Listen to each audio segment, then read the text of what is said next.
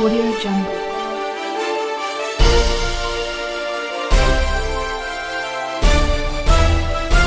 Audio Jungle. Hello friends, मैं महेश ताखर एक बार फिर विनय कोचिंग इंस्टीट्यूट के यूट्यूब चैनल पर आपका हार्दिक अभिनंदन करता हूं। अभी साधारण ब्याज अपना टॉपिक चल रहा था और साधारण ब्याज में अपन ने कुछ बेसिक क्वेश्चंस देखे थे, उससे थोड़ा सा आगे अपन बढ़ना शुरू करते हैं। ध्यान देना, एक बार अपनी 2 क्लास से साधारण ब्याज की हो चुकी थी, तीसरी क्लास पे आप चल रहे हो तो ध्यान दो। सबसे पहली चीज क्या बोला गया, 1500 रुपए की राशि साधारण ब्याज की दर से 4 वर्षों में 1980 रुपए हो जाती है। यदि ब्याज की दर 3% कम होती तो यह राशि कितनी होती। तो सबसे पहली चीज करना क्या है आप लोगों को, ध्यान देना। एक बार स्टूडेंट के दिमाग में एक चीज आएगी कि सर मेरे पास में मूलधन दिया हुआ है और वो कितना दे रखा है 1500 रुपए, और समय जो दिया हुआ है वो है मेरे पास 4 वर्ष, और यहां जो मिश्रधन दिया हुआ है वो दे रखा है 1980 रुपए। क्यों ना मैं रेट फाइंड कर लूं, तो रेट फाइंड कर लूं तो मुझे दर का पता चल जाएगा, और मुझे दर को कितना कम करना है ये ऑलरेडी मुझे बोला हुआ है। तो इस वे से मैं इस क्वेश्चन को आसानी पूर्वक निकाल सकता हूं। तो सबसे पहली चीज दिमाग में ये आती है, स्टूडेंट ये कहेगा सर यहां से पहले मैं साधारण ब्याज को कैलकुलेट करता हूं, और साधारण जो ब्याज है वो मुझे बताओ अमाउंट है, यानी मिश्रधन में से मूलधन घटाओगे और वही तो मिश्र साधारण ब्याज बचेगा क्या। और आपके दिमाग में आएगा सर 480 रुपए साधारण ब्याज था। आर फाइंड करेगा, और आर फाइंड करेगा तो वो यही कहेगा सर 480 रुपए ब्याज मिला है, इंटू में कितना 100, ऐसा ही गुणा में 100 अपॉन में क्या पी गुणा में क्या टी। और यहां 2 0 से 2 0 काट रहा है, और यहां 4 से कितनी बार गया क्या 120 बार गया क्या, और 15 से कितनी बार गया 8 बार। बोला सर प्रारंभ में जो रेट थी ब्याज की वो 8% थी, अब वर्तमान केस में क्या होगी, वर्तमान में 3% कम थी। तो वो ये कहेगा 8% में से अगर वर्तमान में अगर आर की वैल्यू निकालोगे तो क्या 8 - 3% और कितना होगी 5% होगी। तो क्या मूल रकम में इस 5% की दर से ही तो इस मूल रकम का ब्याज प्राप्त होता क्या। तो स्टूडेंट के पास निकालने का सोर्स क्या था कि 1500 रुपए तो था, 8% ब्याज दर थी, और उसमें से 3 कम हो गए, बचा कितना 5। कितने वर्षों के लिए 4 वर्षों के लिए, वो कैलकुलेशन कर लेगा। 2 0 से 2 0, 5 चौक 20, 20 का गुणा करेगा इसके साथ में, और क्या ब्याज जो मिलता वो क्या 300 रुपए ब्याज मिलता क्या। यानी जो नया जो ब्याज होगा वो क्या 300 रुपए होता क्या। और मुझे बताओ पहले मूलधन कितना था 1800, अब आपको यह राशि कितनी होती, और ये क्या मिश्रधन की बातें कर रहा है क्या, और मिश्रधन की बातें कर रहा है। तो आप लोगों के दिमाग में आएगा सर 1500 रुपए मूलधन था, 300 रुपए ब्याज मिला, और जो मिश्रधन आया वो मेरे पास में कितना आ गया 1800 रुपए, और यही तो आपको पूछा गया था। अब या तो होता है ये वाला तरीका, या थोड़ा सा अपन आगे बढ़े एक बार इसी में, तो क्या इसका दूसरा तरीका अपन और ले सकते हैं। और दूसरा तरीका क्या कहता है,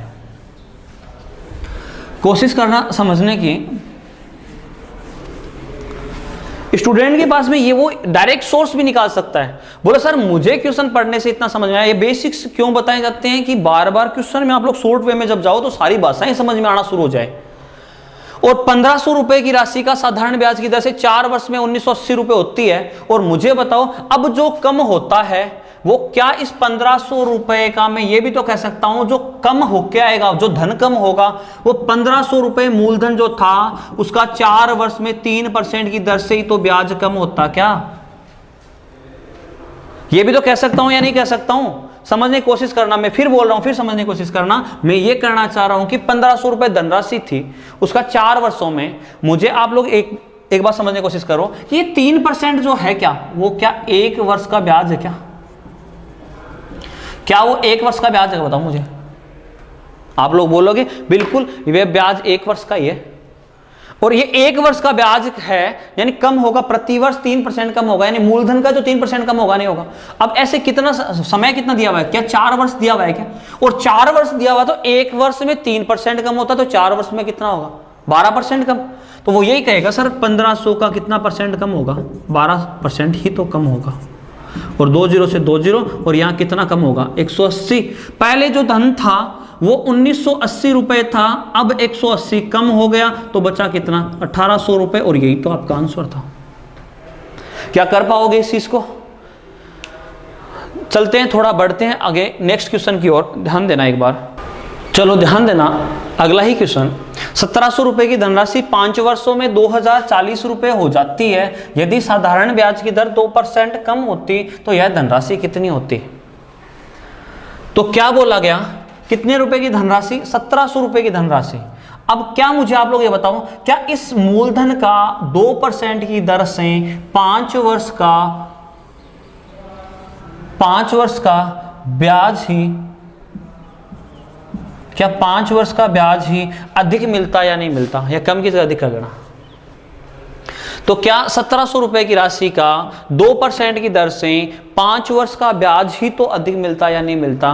और आप लोग डायरेक्ट कैलकुलेशन करते, बोले सर 1700 रुपए धन था मूलधन, आर की वैल्यू यहां पर कितना, जो आर की वैल्यू कितना रखी है, 2% अधिक की बात कर रहा है तो 2% और एक्स्ट्रा जोड़ दो। कितने वर्षों में? 5 वर्षों में। अपॉन में कितना, 100। और यहाँ कितना आएगा, क्या 5 दूनी 10, और क्या यहाँ से 170 रुपये तो अधिक मिलता या नहीं मिलता? बताओगे क्या 170 रुपये जो पहले जो धन मिल रहा था उससे 170 रुपये अधिक मिलता? और मुझे बताओ पहले धन कितना था, 2040, वर्तमान में 170 और जोड़ दोगे और कितना आएगा, यहाँ 7 और 4 कितना, 11, और ये कितना हो गया, क्या 2210 रुपये ही मिलता? क्या मैं फिर समझा रहा हूँ, फिर समझने की कोशिश करना। मैंने क्या समझाया, दिमाग को थोड़ा सा चलाना शुरू करना, एक बार समझो वापस से क्या कहा जा रहा है कि 1700 रुपए की धनराशि 5 वर्षों में 2040 रुपए हो जाती है। यदि साधारण ब्याज की दर 2% अधिक होती तो यह धनराशि कितनी होती?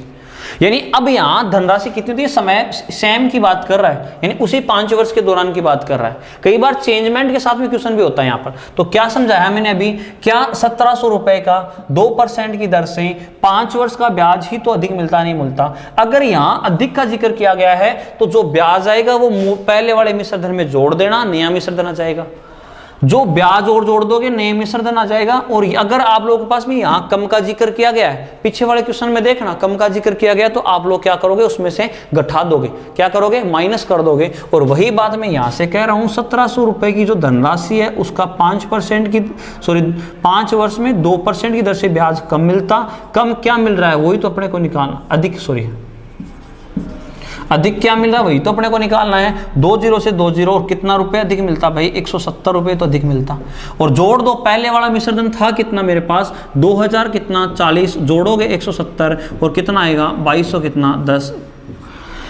मैं उम्मीद करता हूं आप लोगों को ये सारी बातें समझ में आई होगी। चलते हैं नेक्स्ट क्वेश्चन की ओर, ध्यान देना एक बार। चलो ध्यान दो, अगला क्वेश्चन क्या कह रहा है, कोई राशि 8000 रुपये, कोई 8000 रुपये की राशि साधारण ब्याज की दर से 4 वर्षों में 10,240 रुपये हो जाती है। तो यदि साधारण ब्याज की दर 2% कम होती तो 7 वर्ष बाद यह धनराशि कितना होती, ये आपसे पूछा गया था। कोशिश करना जो लोग, एक बार ध्यान दो, मुझे आप लोग ये बताओ कि अगर मैं आपसे पूछ रहा हूँ कि ये बेटा 4 वर्ष में जो 8000 रुपये थे, 4 वर्ष में ये राशि कितना बढ़ी है, 4 वर्ष में बढ़ी कितना? आप लोग बोलते सर यहाँ अगर मैं इस मिश्र धन यानी 10,240 में से 8000 रुपये माइनस कर दूं, यानी कितना 2240 रुपये बढ़ी है क्या?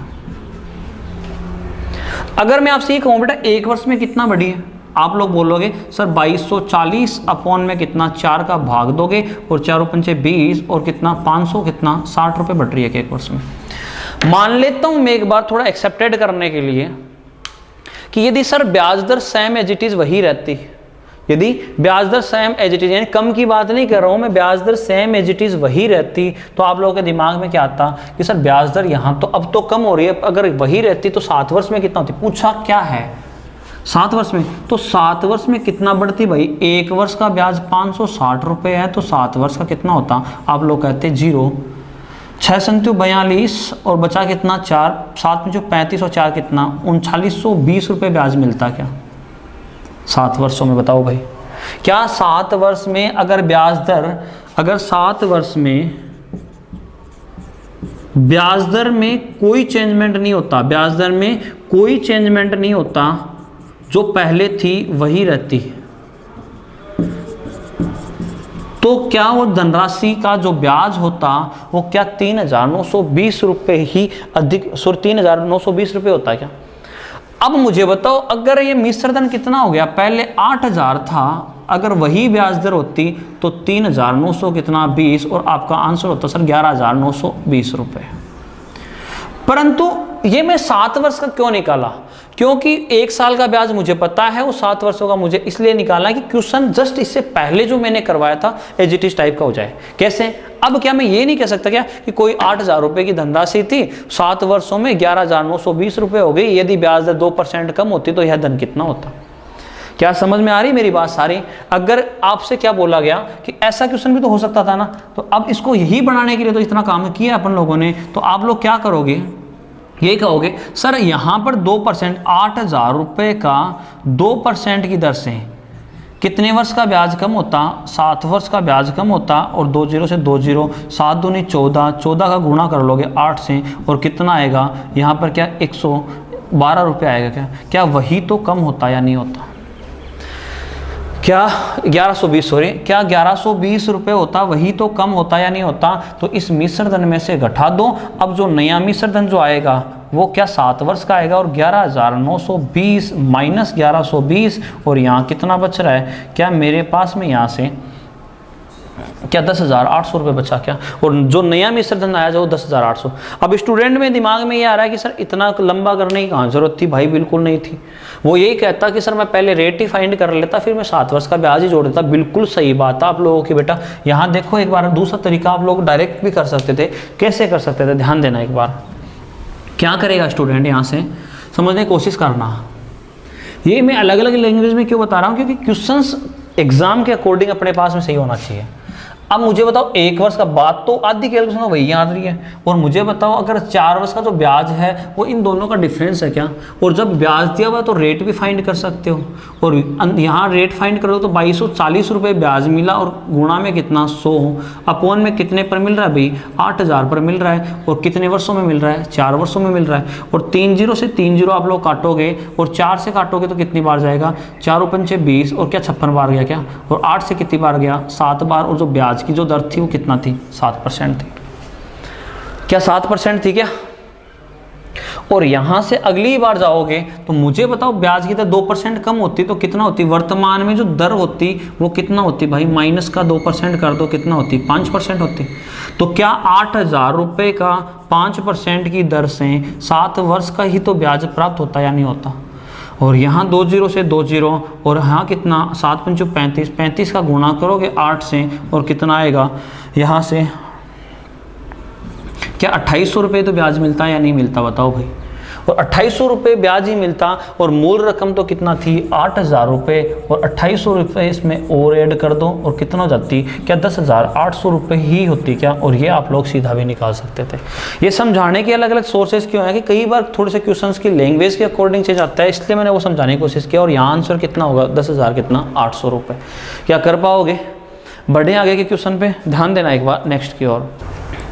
चलो ध्यान दो, अगला क्वेश्चन क्या कह रहा है, 17,000 रुपये की राशि को 2 भागों में बांटकर पहले भाग को 5% की दर से व दूसरे भाग को 9% की दर से निवेश किया जाता है, तो वर्ष पर्यंत दोनों भागों से प्राप्त साधारण ब्याज 1,050 रुपये है। तो दोनों भागों की धनराशियां ज्ञात करो।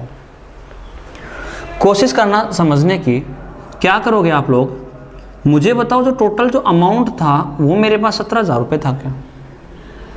बेस तरीका समझाता हूँ एक बार।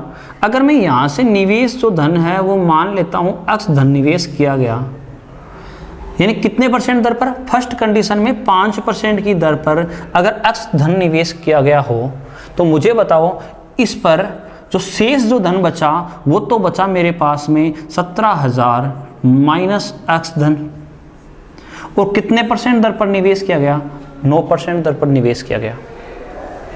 तो दोनों भागों से प्राप्त साधारण ब्याज 1,050 रुपये है।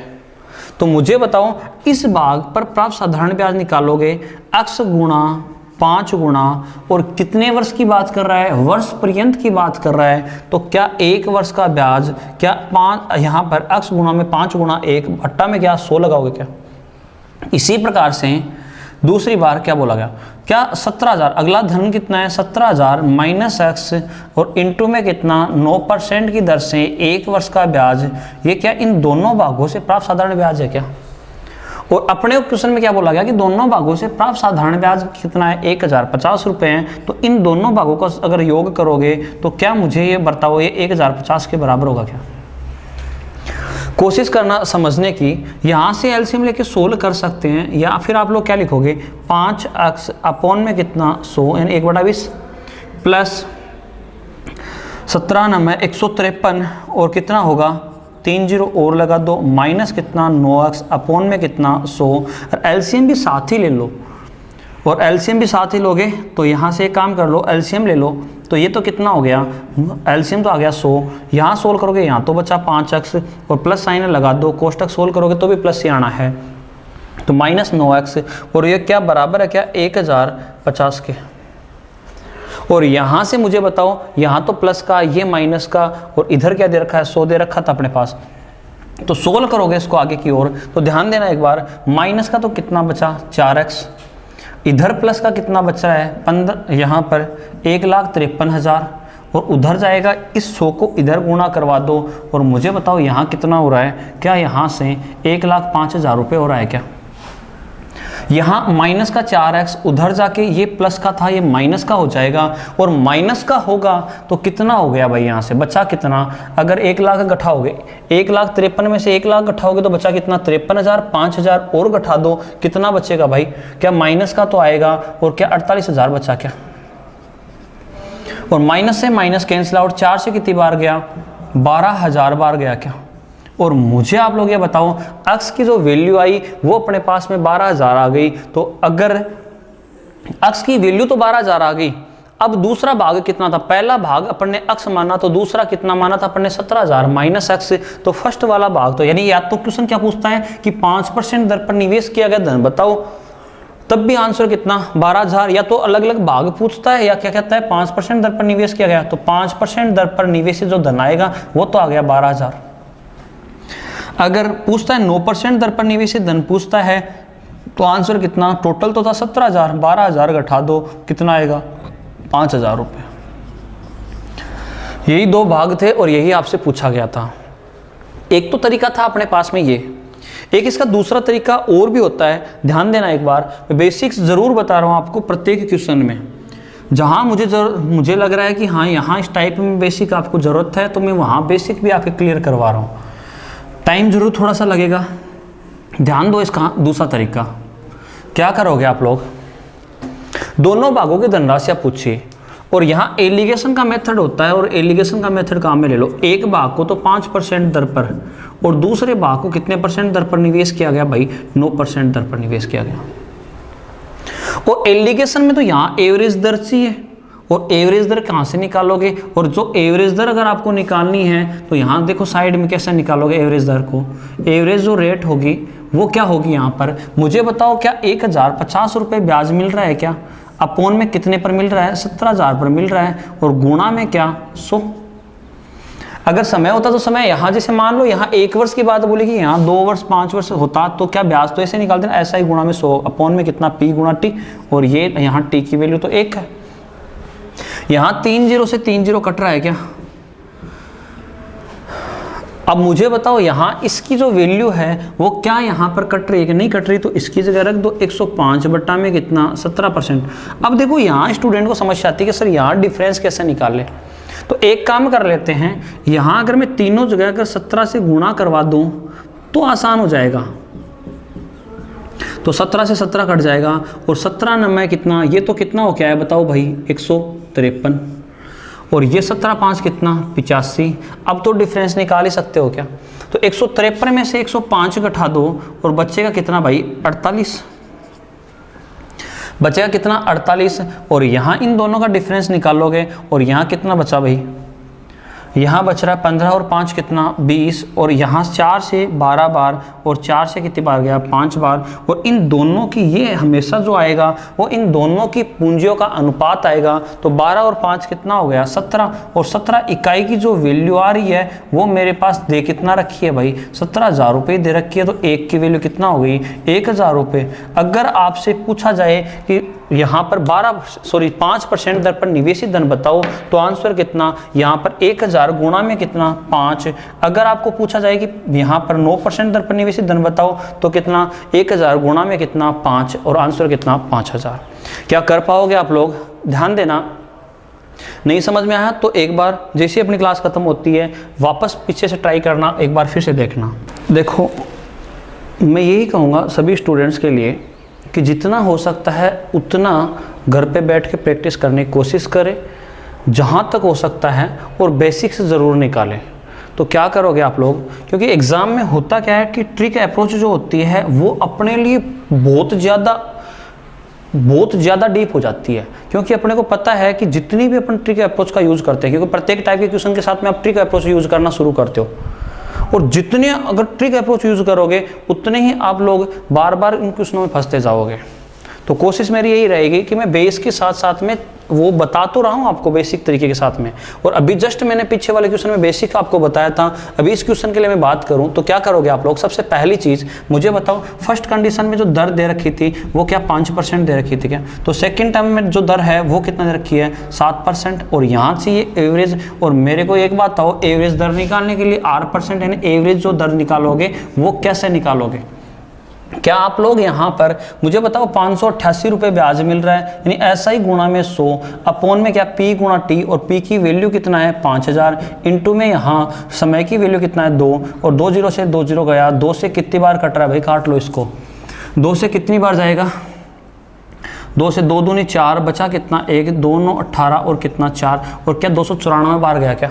एक काम कर लो, इसको ऐसा कैसे रख लो, इंटीजर मत रखो। 294 अपॉन में कितना 50%, और यहाँ दोनों जगह किससे गुणा करवा दो? 50 से गुणा करवा दो, ताकि ये भी कट जाएगा और ये भी कट जाएगा। तो तीनों जगह जैसे आपने गुणा करवाया ये तो कट गया। अब 7 पंचू 35, 350 में से 294 घटाओगे, तिरछा अंतर आप लोग निकालते हो, 350 में से 294 घटाया तो बचा कितना 56, और यहाँ कितना हो रहा है 250, और यहाँ कितना बच रहा है भाई 44।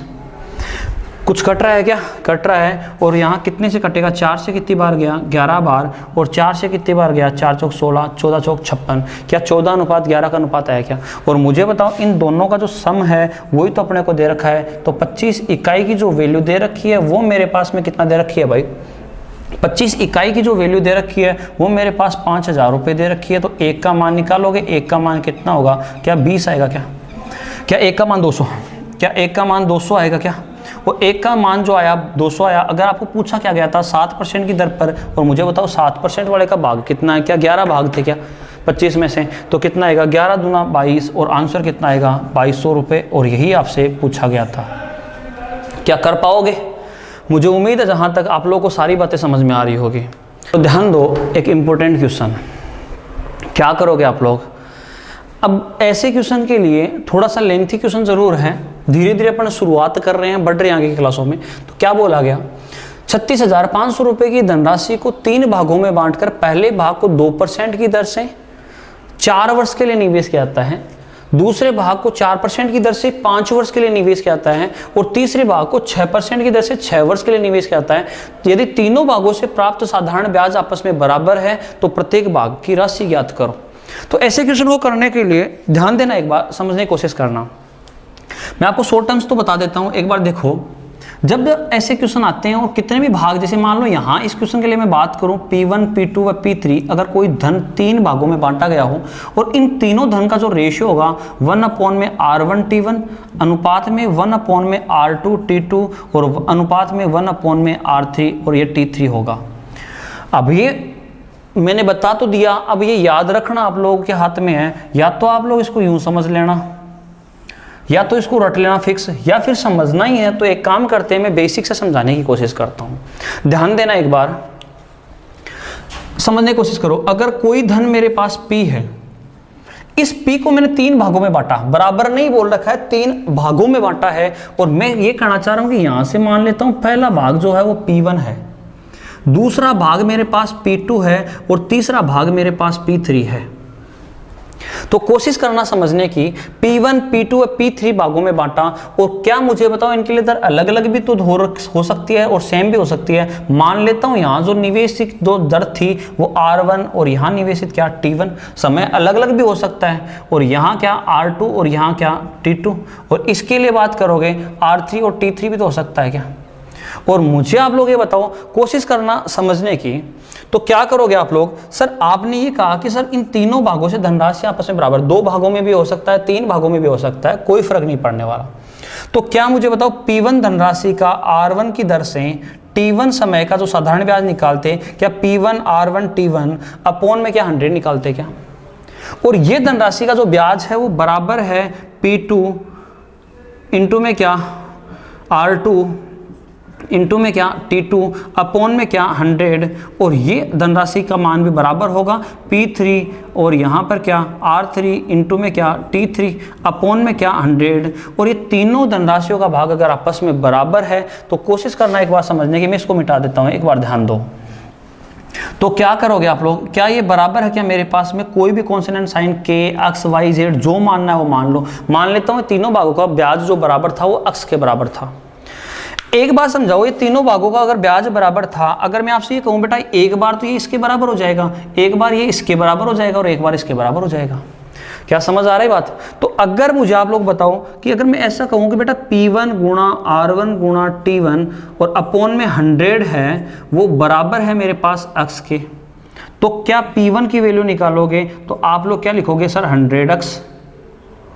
100x अपॉन में क्या P1 अपॉन में क्या R1 और T1, ऐसा ही कहोगे क्या? या स्टूडेंट इसको डायरेक्ट सोल्व कर रहा था कि सर तीनों के अगर ऐसे कंडीशंस आती है तो मैं ऐसे भी एक्सप्लेन कर सकता हूँ। कैसे करोगे आप लोग? आप लोग ये कहोगे सर यहाँ से 100 तीनों में बराबर था, ये तो काट ही देता हूँ। अभी अगर ब्याज बराबर था तो अक्स के बराबर रख सकता हूँ, ये बात भी सही है। तो क्या किया आपने? अभी आप लोगों को ये समझ में आया कि सर जो P1 की जो वैल्यू आई थी वो मेरे पास में आई थी 100x। अगर नहीं काट रहा है तो क्या कहेगा यहाँ से, क्या वो नहीं काट रहा है तो वो ये कहेगा कि सर P1 की जो वैल्यू आई थी वो 100x अपॉन में R1 T1। ऐसे ही तो सोल्व करेगा या नहीं करेगा? और जब ऐसे सोल्व करेगा तो इसी प्रकार से जो P2 की जो वैल्यू आएगी वो क्या मेरे पास 100x अपॉन में क्या R2 T2 के बराबर आएगी, और P3 की जो वैल्यू आएगी वो 100x अपॉन में क्या R3 और T3 के बराबर आएगी। तो क्या इन तीनों का अगर आप लोग रेशियो निकालोगे तो रेशियो कैसे निकालोगे? आप लोग ये कहोगे सर ये तीनों भागों का आपस में ब्याज बराबर था और रेशियो भी तो निकाल सकते हो। आप लोग ये नहीं कर सकते P1 P2 और क्या P3 का रेशियो ही निकाल लो भाई, आसान हो जाएगा। और यही तो मैंने रेशियो बताया था 100x अपॉन में क्या R1 T1 अनुपात में क्या 100x अपॉन में क्या R2 T2, और तीसरा क्या बताया था मैंने? ये बताया था 100x अपॉन में क्या R3 और क्या T3, और ये 100x तीनों में कट रहा है, और जो बचा 1 अपॉन में R1 T1 अनुपात में क्या होगा 1 अपॉन में R2 और T2 अनुपात में क्या 1 अपॉन में R3 और T3। और यही तो मैंने आपको सॉल्यूशन करके बताया था भाई। अगर ये चीज़ आपको सॉल्यूशन करके मैंने बताई थी तो अब एक काम कर लो, अगर किसी को बेसिक का अगर आपको लेना ही है इसका स्क्रीनशॉट ले सकते हो आप लोग।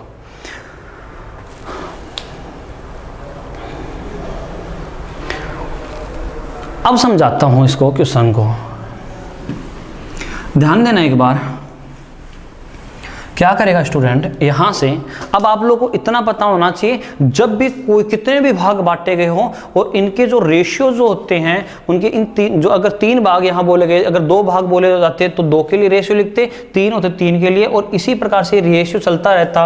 और ये हमेशा किस प्रकार से चलता है? P1 P2 और P3 का जो इस प्रकार से ये रेशियो अगर n तक चल रहा है तो यहाँ अपने पास में क्या होता है 1 अपॉन में R3 T3, और यहाँ कितने तक चलता है? ये n डिजिट तक चलता, सॉरी 1 अपॉन में क्या Rn और Tn तक चलता। इस प्रकार से चलता था, कितना भी बोल सकते हैं। समझ में आ रही बात मेरी? तो क्या करोगे आप लोग, अब समझना, इस क्वेश्चन पे आते हैं अपन। तो अब अगर सारी बेसिक अगर समझ में आ गए हैं तो मुझे बताओ इन तीनों भागों का क्या मैं रेशियो भी तो निकाल सकता हूँ P1 P2 और P3 का। तो क्या होगा 1 अपॉन में R1 T1, और मुझे बताओ पहले भाग के लिए दर कितना और समय कितना? क्या 4 दूनी 8 लिख सकता हूँ क्या यहाँ पर? यानी क्या 2 गुणा 4 ऐसे तो लिखोगे। और यहाँ दूसरे भाग के लिए कितना 4% की दर 5 वर्ष के लिए, और तीसरे भाग के लिए कितना 6% की दर, और कितने वर्ष के लिए 6 वर्ष के लिए। कट रहा है, कुछ काट लो रेशियो को थोड़ा सान। 2 से कितनी बार 2 बार गया, 2 से कितनी बार गया 3 बार, और कुछ कट रहा है? नहीं कट रहा, 2 से कट रहा है, सॉरी। 2 से कितनी बार गया 1 बार, 2 से कितनी बार गया 2 बार, और 2 से यहाँ कितनी बार गया 3 बार। और यहाँ जो रेशियो आया 1 अपॉन में 2 अनुपात में यहाँ कितना 1 अपॉन में 5 अनुपात में कितना होगा 1 अपॉन में 9। एक काम कर लो, रेशियो को आसान बनाना चाहते हो लघुत्तम से गुणा करवा लो, और कितना आएगा 9 पंचों 45 और 90 आ गया क्या? 90 से गुणा करवा दो तीनों जगह, और 9 से कितनी बार गया? 10 बार, 5 से कितनी बार गया? 18 बार, और यहाँ 2 से कितनी बार गया? 45 बार। और इन तीनों भागों का जो अनुपात होगा वो 45 अनुपात में 18 अनुपात में कितना होगा? 10 के बराबर होगा। और ये आप लोग ध्यान रखना हमेशा। तो क्या करोगे, इन तीनों के सम के बराबर तो मुझे ये दे रखा है, और यहाँ तीनों का जो सम हो रहा है वो 73 इकाई हो रहा है, और 73 इकाई की जो वैल्यू दे रखी है वो 36 और 500 दे रखी है। और एक का मान निकालोगे, और 73 से 7 पंचो 35, और कितनी बार जाएगा? क्या 500 बार गया क्या? और 500 बार गया तो प्रत्येक भाग की राशि पूछी, तो P1 की वैल्यू पूछी जाए तो P1 की वैल्यू निकालोगे तो कैसे निकालोगे भाई? 45 गुणा में कितना? 500, और ये आंसर कितना आएगा आपका? क्या यहाँ से 22,500, ये तो पहला भाग। अगर दूसरा भाग निकालोगे तो कितना आएगा? 18 इंटू में कितना? 500, और कितना आएगा? क्या 9,000 के बराबर आया क्या? और तीसरा भाग निकालोगे तो कितना आएगा? यहाँ पर 10 इकाई उसकी वैल्यू थी, और 500 से गुणा करवा दो, और आंसर यहाँ कितना आएगा? 5,000। ये तीनों के आंसर थे। अब या तो बेसिक, अब मुझे पता है एग्जाम में आप लोग नहीं कर पाओगे, इससे बढ़िया आप लोगों को इतना जो लेंथी क्वेश्चन है वो कभी बहुत रेयर केसेस में पूछता है, थोड़े से ज़्यादा लेवल पे जाते हो तब की बात कर रहा हूँ। एसएससी जैसे एग्जाम अगर आप लोग देते हो तब वहाँ जाके ऐसे क्वेश्चन पूछते हैं। और अगर आप लोगों के लिए अगर पूछा जाए तो हमेशा याद रखना कि जब आपके पास में साधारण ब्याज बराबर होंगे तब आप लोग हमेशा रेशियो क्या होंगे? 1/r1t1, 1/r2t2 और 1/r3t3, इस प्रकार n तक चलता जाएगा।